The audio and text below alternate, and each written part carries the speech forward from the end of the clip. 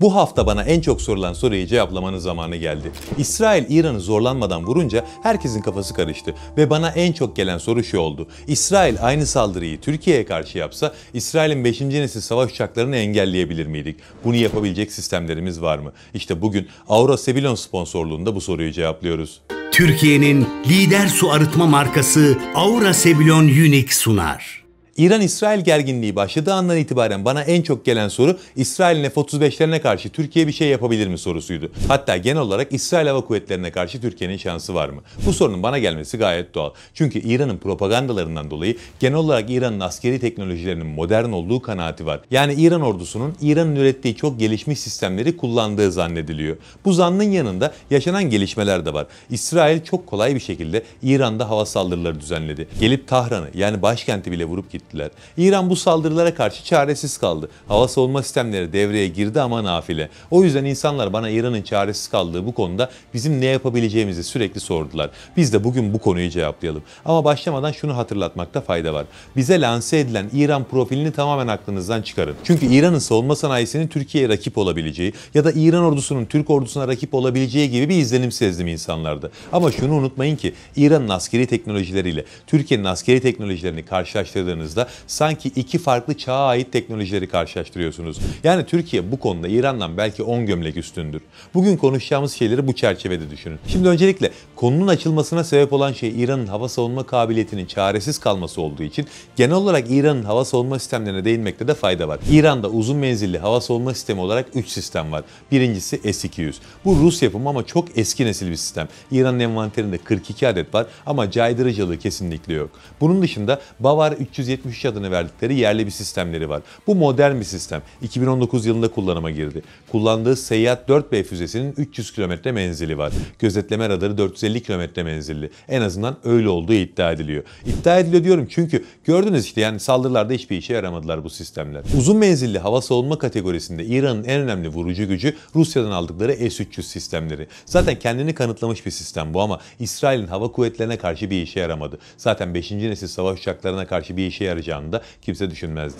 İran'ın uzun menzilli sistemleri bunlar. Kısa menzillere girmeyeceğim ama bunlara destek olabilecek orta menzilli 2-3 sistemleri daha var. Bunlar yerli üretim sistemler ve kağıt üzerinde özelliklerine baktığınız zaman aslında İsrail'i bunların da engellemesi gerekiyordu. Çünkü bu sistemler 70-80 kilometreden hedefleri imha etseler de 150 kilometreden itibaren izleme yapabiliyorlar. Hatta İran bunların 5. nesil savaş uçaklarına karşı 85 kilometrede etkili olduğunu iddia ediyordu. Ama gördük ki bu iddiaların hiçbirinin karşılığı yok. Yani özetle İran'ın da katmanlı bir hava savunma ağı var ama sistemler onların propagandasında olduğu gibi gelişmiş değil. İşte bu yüzden İsrail'in saldırılarına karşı koyamadılar. Peki aynı şey Türkiye'nin başına gelseydi, Türkiye bu saldırılara karşı koyabilir miydi? Öncelikle aynı şeyin Türkiye'nin başına gelme ihtimalinin olmadığını vurgulayarak başlayalım. Bu bölgede gelip Türkiye'nin başkentine bomba bırakacak devlet yok olmayı göze almak zorunda. Bu konuda biraz ne olduğunuzun farkında olun. Biz başka bir devlete benzemeyiz. Ama diyelim ki oldu. Türkiye bunları engelleyebilir miydi? Yoksa İran gibi çaresiz mi kalırdık? Baştan şunu belirteyim. Türkiye daha tam anlamıyla hazır değil. Son 2-3 yıllık bir zaman kaldı. Bu süre içerisinde son virajı döndü mü artık Türkiye'nin önünde durabilecek bir güç yok.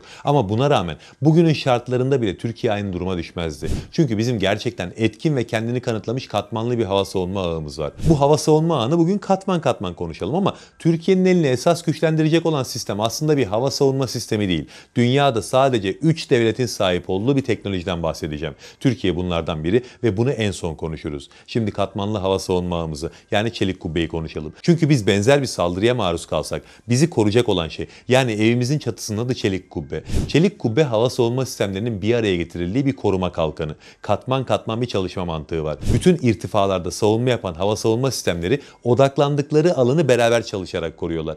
Burada kullanılan sistemlerin tamamında çok ciddi yapay zeka entegrasyonu var. Bu sayede tespit edilen hedefler çok daha hızlı şekilde imha edilebiliyor. Bir de bütün bu sistemlerin radarları artı Türkiye'nin sahip olduğu diğer radar sistemleri birbirleriyle haberleşerek çalıştıkları için Türkiye'nin hava sahasına giren bir hedefin kesinlikle saklanabilme şansı kalmıyor. En uzak mesafedeyken en uzun menzilli sistem korumaya başlarken onu aşabilen hedefin 5-6 sistemi daha aşabilmesi gerekiyor ki hedefine düşsün. Peki bu sistemler neler? Yani çelik kubbe hangi katmanlardan oluşuyor? Şimdi bunları hızlıca özetleyelim. Bir de en baştan şunu belirteyim. Bugün sizi çok fazla detaya boğmayacağım. Sadece çelik kubbe hakkında yeterli genel bir bilgiye ulaşacaksınız. Öncelikle bu sistemin kontrolü hakim Hakim Hava Komuta Kontrol Sistemi'nde 2020'de Aselsan'la Hava Kuvvetleri Komutanlığı bir protokol imzalamıştı. Bunun sonucunda ortaya çıktı bu. Bu komuta kontrol sisteminin önemi şu. Bunun sayesinde kullanılan bütün unsurlar, yani bütün katmanlar uyum içerisinde çalışabiliyor. Hatta bunlara yeni sistemler eklendiğinde de kolaylıkla Hakim Komuta Kontrol Sistemi'ne bu yeni hava savunma sistemleri entegre edilebiliyor. Yani Hakim öyle bir sistem ki mini İHA'lara karşı savunma yapan hava savunma sistemlerimizde, en yüksek irtifada savunma yapan Siper'de burada birbiriyle haberleşiyor. Bu sayede en uzun menzilde hedefi tespit eden sistem diğer sistemlere hedefin yerini sürekli gösteriyor.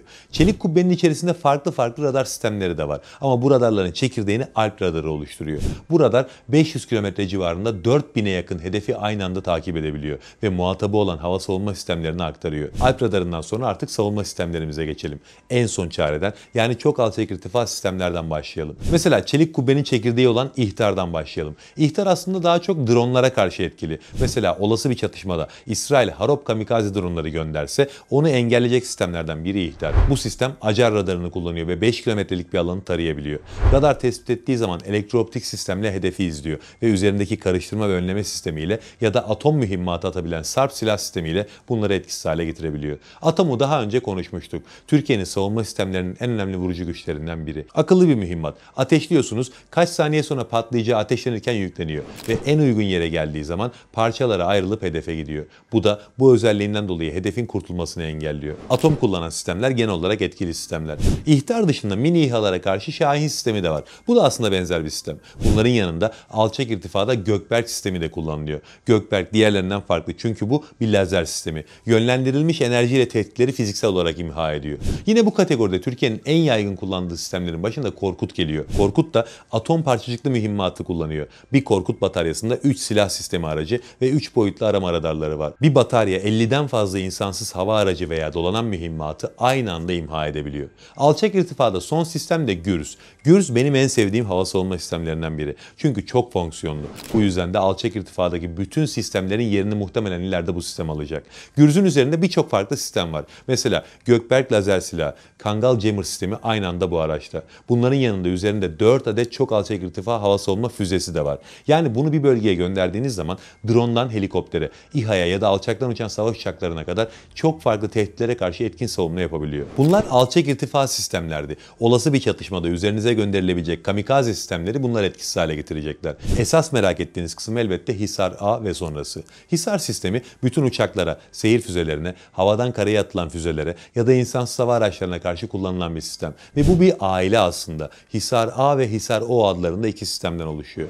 Bu ailede Hisar A alçak irtifa sistem. 15 kilometrenin üzerinde etkili menzile sahip. Hisar O ise 25 kilometrenin üzerinde etkili menzile sahip. Bu menzillerde gerçekten işlerini etkili şekilde yapabiliyorlar. Ama tabii savaş uçaklarına karşı koruma yapmak dediğinizde çelik kubbenin esas akla gelecek olan katmanı bunların hiçbiri değil. Siper. Yani Türkiye'nin S-400'ü. Siper artık envantere girdi ve hala geliştirme aşamasında. Yani bugün konuştuğumuz özellikler seneye çok daha gelişmiş olacak. Daha da önemlisi sistem birkaç sene sonra ciddi yetenekler de kazanmış olacak. Mesela ilerleyen dönemde Siper hipersonik füzelere karşı da savunma yapabilecek. Ama tabii bunların biraz zamanı var. Siper şu an için iki tür füze kullanıyor. Ürün 1 yani ilk füzesi 100 kilometre menzile sahip ve 20 kilometre irtifada önleme yapabiliyor. Ürün 2 ise 150 kilometre menzile sahip ve 30 kilometre irtifada önleme yapıyor. Hani bu sistem sürekli geliştiriliyor diyorum ya, işte o geliştirme süreci tahmin ettiğiniz kadar uzun olmayacak. Çünkü Türkiye Hisar A ve Hisar O sistemlerini geliştirirken çok ciddi bir tecrübe edindi ve işte bu tecrübe Siper sistemine aktarıldı. Zaten bu sayede Siper çok hızlı şekilde ilerliyor.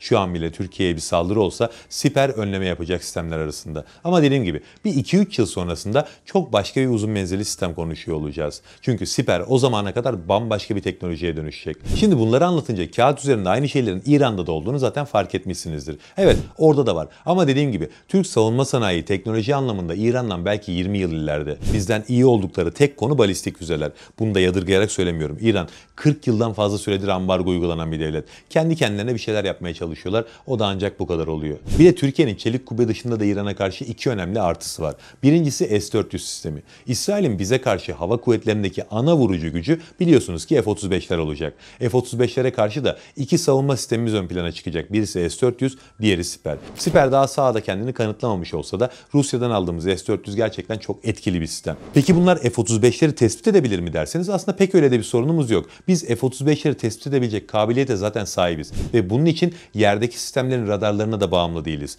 Havadan erken ihbar ve kontrol uçaklarını duymuşsunuzdur. Yani diğer adıyla Türkiye'nin Barış Kartalları. Türkiye'de 4 adet Barış Kartalı adı verilen uçak var. Bunların tabii kendi isimleri de var. Kuzey, Güney, Doğu ve Batı. Bu da tabii boşuna değil. 4'ü aynı anda isimlerinin olduğu taraflarda devreye atmaya başladığında Türkiye'nin bütün hava sahasını, hatta komşularımızın hava sahalarını da izleyebiliyor. Kontrol altında tutabiliyoruz.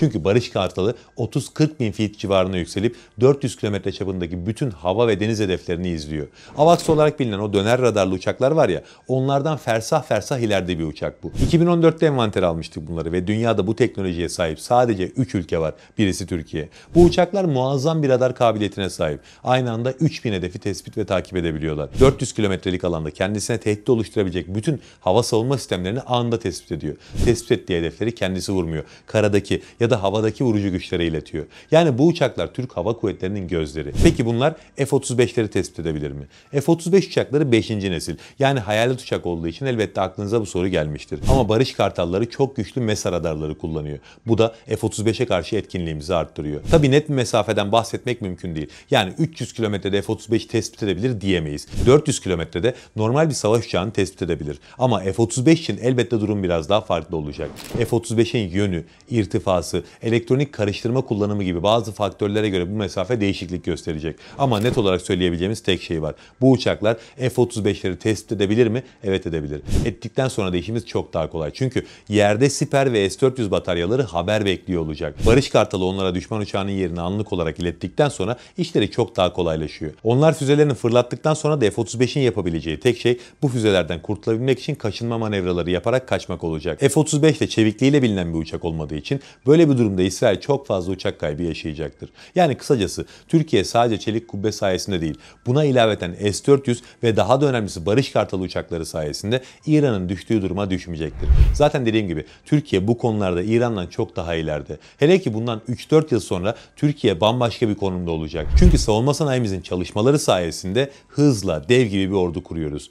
Peki biz neye hazırlanıyoruz? Bu sorunun cevabını sizden bekliyorum. Yorumlarda cevaplamayı unutmayın. Allah'a emanet olun. Türkiye'nin lider su arıtma markası Aura Sebilon Unique sundu.